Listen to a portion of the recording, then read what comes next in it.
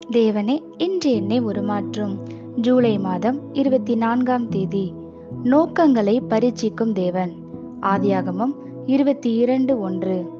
இந்த காரியங்கள் நடந்த பின்பு தேவன் ஆபிரகாமை சோதித்தார். எப்படியெனில், அவர் அவனை நோக்கி, ஆபிரகாமே என்றார். அவன், இதோ அடியேன் என்றான். இன்று நாம் பார்க்க இருக்கும் பரீட்சை ஒரு தெய்வீக பரீட்சை. தேவன் நம்மை பரீட்சிக்கும் போது நம் இருதயத்தில் என்ன இருக்கிறது என்பதை பார்க்க பரீட்சிக்கிறார். சோதித்து சரியாய் கண்டது என்ற தர முத்திரையை நமக்கு அளிக்கும் தர பரீட்சை தான் இது. சாத்தானின் சோதனைக்கும் தேவனுடையவைக்கும் வித்தியாசம் என்னவென்றால், தேவன் நம்மை தீமையினால் சோதிக்கவோ பரீட்சிக்கவோ மாட்டார்.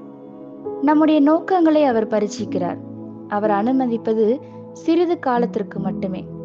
எந்த பொருளும் சோதனை கூடத்தில் நிரந்தரமாக வைக்கப்பட்டு சோதனை செய்யப்பட்டு கொண்டே இருப்பதில்லை. மாறாக வெளியே சந்தைக்கு விற்பனைக்கு எடுத்து செல்லப்படுகிறது. விற்கப்பட்ட பின் நிஜ வாழ்க்கை சூழ்நிலையில் உட்படுத்தப்பட்டு உருவாக்கப்பட்ட நோக்கத்தை நிறைவேற்றுகிறது. தேவன் ஆபிரகாமை சோதித்தார். எதை சோதித்தார்? ஆபிரகாமின் உண்மையையும் தேவன் மேல் அவனுக்கு இருந்த மெய் அன்பையும் சோதித்தார்.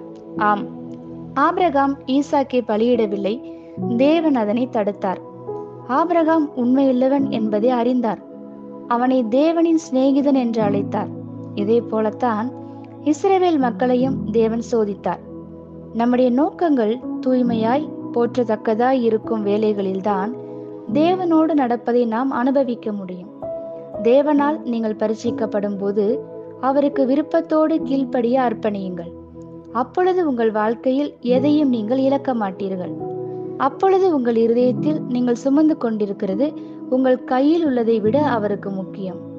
உங்கள் வாழ்விற்காக தேவன் தரும் பரீட்சைகளை மிகவும் கருத்தாய் எண்ணுங்கள். நீங்கள் எவ்வளமாய் ஆசீர்வதிக்கப்பட போகிறீர்கள் என்பதற்கு அவைகளே காரணங்கள்.